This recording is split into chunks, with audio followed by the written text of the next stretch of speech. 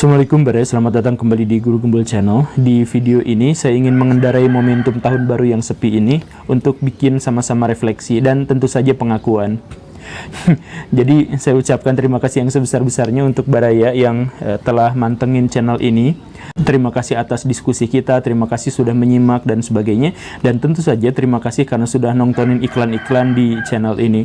Sama seperti yang lain, channel ini dibiayai hidupnya oleh iklan, dan iklan itu dibiayai oleh Baraya, oleh yang menyimaknya. Jadi dalam konteks ini juga saya ingin berbagi pengalaman hidup sebagai YouTuber kepada Baraya. Saya akan buka kru-kru di balik channel ini, dan tentu saja saya akan ungkap berapa penghasilan saya satu bulan.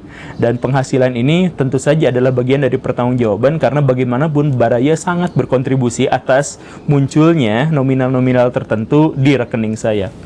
Yuk kita mulai.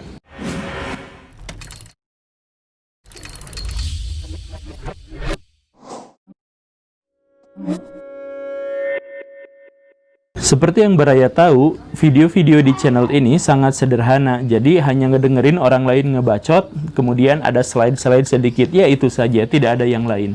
Dan proses pembuatannya juga tidak terlalu sulit. Jadi untuk mencari sumber, kemudian ambil video, kemudian editing, kemudian upload, kurang lebih hanya 5 jam prosesnya dari awal sampai akhir. Sehingga memungkinkan saya untuk bikin video kalau mau ya, 2 kali dalam sehari. Tetapi tentu saja kan kesibukan saya bukan hanya di sini, saya juga sibuk di tempat yang lain gitu kan, ngebeca gitu.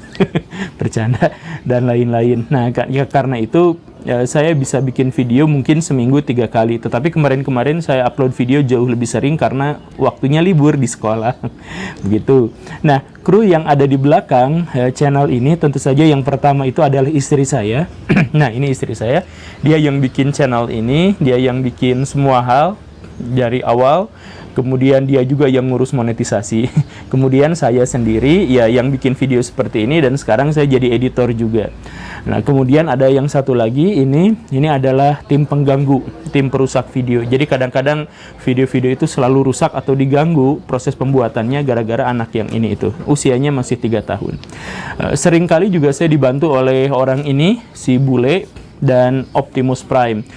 Channel Guru Gembul diaktifkan 7 April 2019 dan sampai sejauh ini sudah menelurkan lebih dari 200 video dari berbagai segmentasi. Walaupun segmennya tetap aja ngebacot-bacot doang gitu ya. Dan menurut Scorenox, nilai di channel ini itu rata-rata ya 3,5. Jadi frekuensi pembaruan videonya sangat baik. Saya bikin videonya kan memang rutin, tetapi performa videonya tidak terlalu baik, biasa-biasa aja. Tingkat interaksinya masih lebih baik karena Baraya sering kan diskusi di kolom komentar, terima kasih banyak. Kemudian nah media sosialnya itu rendah sekali, jadi hampir-hampir tidak menggunakan media sosial. Saya baru menggunakan media sosial kemarin-kemarin. Dan pertumbuhan subscriber di channel ini juga pertengahan lah, agak tinggi sedikit tetapi pertengahan. Dulu waktu awal-awal saya bikin video, saya paksa teman-teman saya untuk menyimak video itu. Saya paksa teman-teman saya untuk subscribe, semua kolega, semua dulur, semuanya saya paksa untuk menyimaknya. Dan hasilnya adalah setiap saya upload video, penontonnya itu adalah 20 view dalam 1 jam dan 100 view dalam 1 hari. Itu adalah video pertama saya, dan sampai beberapa bulan target saya selalu sama. Sampai di episode 35 akhirnya saya menemukan sebuah momentum kecil, yaitu video saya yang berjudul Murtad Masal di Timur Tengah itu membludak untuk ukuran channel saya ya. Karena pada waktu itu orang Islam dan orang Kristen lagi ribut-ributnya karena banyak sekali masalah-masalah keberagamaan atau masalah-masalah yang dikaitkan dengan agama yang terjadi di Indonesia, khususnya tentang kasus Ahok. Nah, karena itu banyak sekali orang-orang, khususnya dari orang-orang Kristen yang menyimak video saya, Murtad Masal di Timur Tengah gitu ya. Tapi karena pada waktu itu Baraya belum ada, masih sedikit sekali, maksudnya orang-orang yang berpikiran terbuka ya dalam tanda kutip, mohon maaf, masih sedikit nonton di channel saya. Jadi kebanyakan orang-orang yang datang ke situ itu adalah untuk menghujat agama satu sama lain, khususnya orang Kristen atau non-Muslim yang menghujat agama Islam karena rasa sakit hatinya terhadap kasus-kasus yang terjadi di Indonesia. Dan sejak saat itu saya mendapatkan subscriber 10 kali lipat. Jadi sebelum itu saya punya subscriber hanya sekitar 220-an sampai 240-an, tetapi sejak saat itu saya naik sampai 3000-an subscriber. luar biasa ya. Tetapi di situ saya banyak catatan. Yang pertama, kolom komentar saya nonaktifkan karena di situ terlalu banyak debat-debat yang nggak jelas. Bukan debatnya intelektual, tapi debatnya emosional, saling hujat, saling menjelek-jelekan. Dan yang dihujat di sini adalah agama, sehingga saya harus tutup kolom komentar. Saya mohon maaf. Saya pengen buka lagi sekarang, tapi saya nggak tahu caranya gimana. Itu yang pertama. Kemudian yang kedua, momentum itu juga menyadarkan saya bahwa saya harus menyimpan referensi lebih baik dan lebih banyak lagi. Jadi sejak saat itu video-video saya dilengkapi referensi yang lebih banyak. Sebelum itu masih sangat kering referensinya. Tetapi walaupun subscriber saya naik sampai 10 kali lipat, viewersnya ternyata tetap segitu-segitu aja. Satu-satunya hal yang sangat membantu saya di video itu adalah membantu saya untuk monetisasi. Jadi saya dapat monetisasi 4.000 jam itu dari video itu. Jadi Baraya, kalau ada salah satu pertanyaan kenapa kekerasan berbasis agama dan lain sebagainya itu di Indonesia masih lestari sampai sekarang, karena banyak sekali orang yang sangat diuntungkan dari kekerasan itu, dari pertikaian itu. Bahkan saya YouTuber yang seperti ini saja pun itu dapat monetisasi gara-gara kekerasan dan perpecahan agama di Indonesia. Lanjut, kenaikan subscriber saya berikutnya itu momentumnya ada di episode 87, episode tentang Hindu Bali. Nah, di situ walaupun videonya diunggah pada bulan Februari, tetapi bulan Maret ada seseorang di Bali yang meng-share-nya itu di media sosialnya sehingga booming sekali. Tapi boomingnya untuk dihujat. Jadi saya itu dijelek-jelekin habis-habisan sama orang Hindu, dimulai dari fisik saya yang katanya gendut apa segala rupa, sampai agama saya diolok-olok dan sebagainya, yang mengatakan bahwa video itu menghujat agama Hindu. Saya bingung, ini kenapa sih orang-orang Bali kok gini-gini amat gitu. Terus-terusan seperti itu. Jadi yang dislike-nya jauh lebih banyak daripada yang like-nya. Nah, tetapi di tengah-tengah itu muncullah Pak Anand Krishna. Baraya kenal ya, sosok spiritualis di Indonesia yang sudah mendunia, itu ikut memberikan penjelasan bahwa apa yang saya sampaikan itu tidak salah, itu benar. Beliau apresiasi video ini dan mengundang saya untuk berjumpa. Nanti kapan-kapan kalau COVID ini selesai, insya Allah kita akan bertemu. Dan saya juga sama asistennya katanya mau diundang untuk sebagai pembicara di sana. Alhamdulillah saya benar-benar merasa terhormat. Hanya dengan janji itu saja saya sudah merasa senang dan merasa percaya diri bahwa ternyata seorang spiritualis, seorang Hindu yang luar biasa di Indonesia itu mengapresiasi video saya yang sederhana. Dan sejak saat itu hujatan-hujatan terhadap saya itu berkurang drastis dan disusul oleh banyak sekali sulinggi-sulinggi para tetua Hindu dan lain sebagainya yang ikut komentar di situ melengkapi, menjelaskan dan mengapresiasi video saya. Jadi sekarang like-nya jauh lebih banyak daripada dislike-nya, walaupun tetap aja ada hujatan-hujatan di situ. Dan sejak saat itulah beberapa pesohor di negeri ini, termasuk di kalangan agamawan maupun pejabat tinggi, itu banyak juga yang menghubungi saya. Ya, hanya menyampaikan apresiasi saja, menyampaikan apresiasi. Jadi ada pejabat-pejabat, saya mohon maaf ya, tapi yang levelnya udah level tinggi banget, selevel menteri misalkan, itu yang menyatakan sudah nonton video-video saya dan berterima kasih, berapresiasi. Ya, saya juga senang sekali kalau sudah seperti itu ya. Ternyata, jadi Baraya gini, kalau Baraya di kolom komentar komen, hati-hati, karena jangan-jangan Baraya sedang ribut dengan seorang pejabat yang menyamar, mungkin, atau polisi, atau apa dan sebagainya. Kalau saya sih nggak khawatir. Jadi banyak di antara Baraya kan ya, yang hati-hati Pak Guru, ini masalahnya sensitif, jangan seperti ini. Saya nggak khawatir, karena iya kan pejabatnya atau para tetua adat, tetua agama di belakangnya memang nonton itu dan mereka baik-baik saja, biasa-biasa aja. Entah kebetulan atau tidak, video itu mengantarkan saya pada bomber video berikutnya, yaitu di episode 56 tentang Dalit India. Nah, video inilah yang mengantarkan saya untuk dapat subscriber yang jumlahnya 10 kali lipat lagi dari sebelumnya. Dari semula 3.000 menjadi 30.000 subscriber. Mungkin banyak juga di antara Baraya yang masuk ke channel ini gara-gara video itu. Video itu tembus sampai 1 juta viewers dan tidak sama seperti video-video sebelumnya. Video ini menaikkan viewers saya di video-video yang lain.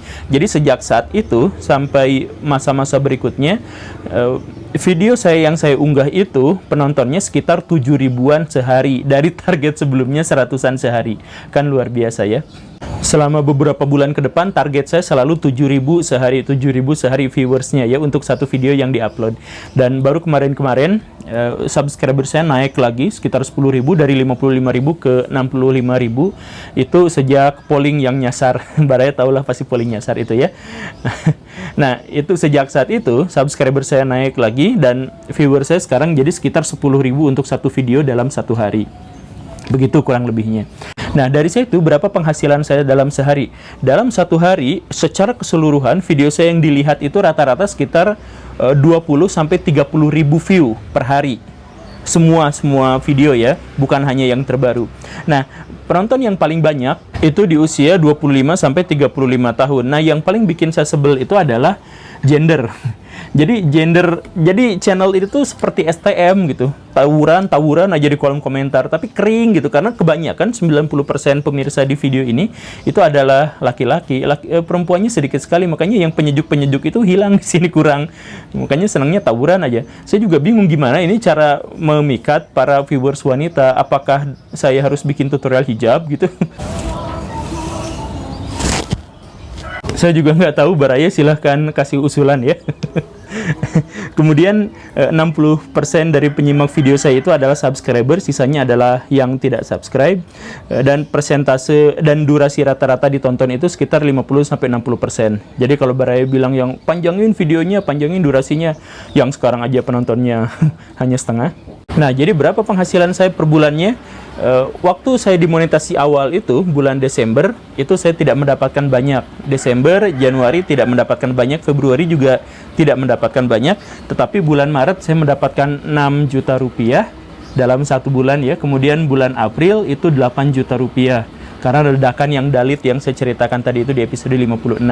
Kemudian berikutnya 3 juta, 2 juta, 3 juta, 2 juta, ya rentang itu. Ada juga yang sampai 6 juta, pokoknya yang paling tinggi itu 8 juta dan yang paling rendah itu 2 juta rupiah per bulannya. Adapun bulan November itu saya dapatkan penghasilan 5 juta rupiah, dan bulan Desember yang sekarang, yang kemarin mohon maaf, itu 6,5 juta rupiah. Alhamdulillah, terima kasih banyak untuk subscriber, untuk yang menyimak, terutama yang tidak skip iklan. Tapi kemarin-kemarin ya, kan saya juga bikin saweria gitu ya, untuk income channel ini. Itu ada juga yang rutin 10.000, 50.000, 100.000. Alhamdulillah, terima kasih banyak ya untuk itu. Ditambah yang kemarin ada yang terbesar, jadi memberi saya 5 juta rupiah langsung ke nomor rekening saya. Saya ucapkan terima kasih yang sebesar-besarnya pada Baraya yang tidak dikenal itu. Dan apa yang saya sampaikan sekarang ini bukan ngode Baraya supaya nyawer saya, bukan. Dan tentu saja saya juga punya evaluasi atas channel ini. Kenapa channel ini pertumbuhan subscribernya biasa-biasa aja? Yang pertama tentu saja karena saya single speaker, dan sedikit sekali orang yang mungkin akan tertarik dengan cara penyampaian yang seperti ini, yang pertama. Tapi semoga saja semakin dikenal semakin banyak ya. Kemudian yang kedua, editannya jelek. Saya sampai sekarang belum bisa mengubahnya, nanti kapan-kapan kita bahas. Tapi yang jelas mic yang sering rusak, kemudian pencahayaan dan sebagainya itu bermasalah sekali. Semoga kedepannya bisa diperbaiki, tapi saya akan jelaskan kenapa nanti ya. Kemudian yang ketiga, itu karena saya ada di posisi yang tidak dimiliki oleh orang lain. Jadi Baraya begini, banyak orang-orang yang sub saya, misalkan ketika saya mengkritik pemerintahan Saudi, khususnya orang-orang NU garis keras. Tapi setelah menyimak banyak video saya, ada juga video yang mengkritik NU, mereka unsubscribe gitu ya. Kemudian ada saya bikin kritik terhadap pemerintahan, banyak yang sub. Tapi ketika saya mengkritik oposisi, itu unsub gitu. Begitupun NU, semuanya seperti itu ya. Jadi Baraya-Baraya yang bisa mantengin video saya di sini itu adalah Baraya-Baraya yang masih netral dalam tanda kutip. Tapi saya sendiri tidak pernah menjanjikan saya netral. Baraya saya tidak netral, tetapi saya menjanjikan saya objektif. Itu saja. Berbeda ya. Dan mungkin karena itulah saya dihujat oleh banyak pihak sekaligus. Dan Baraya, hater-hater saya itu luar biasa. Bahkan ada yang sempat bersumpah menyatakan bahwa kalau ketemu saya, dia akan bunuh saya gitu. Ya, begitulah kurang lebihnya, namanya juga YouTuber. Dan saya sama sekali tidak benci dia. Walaupun menghujat saya dan menghujat agama saya dan sebagainya, saya mati istis aja. Karena kebencian itu sudah akan mendapatkan karmanya sendiri. Yang paling sakit hati dari kebencian itu adalah orang yang membencinya. Orang yang dibencinya seperti saya, ya nggak ngerasain apa-apa, biasa-biasa aja. Begitu ya Baraya. Dan rencana ke depan, apa yang akan saya lakukan di channel ini, pertama konsisten dengan episode-episode dan GJ-GJ. Kemudian saya akan lebih banyak bikin vlog. Ya, doakan, kemarin tahun lalu saya cuma bikin 1 vlog.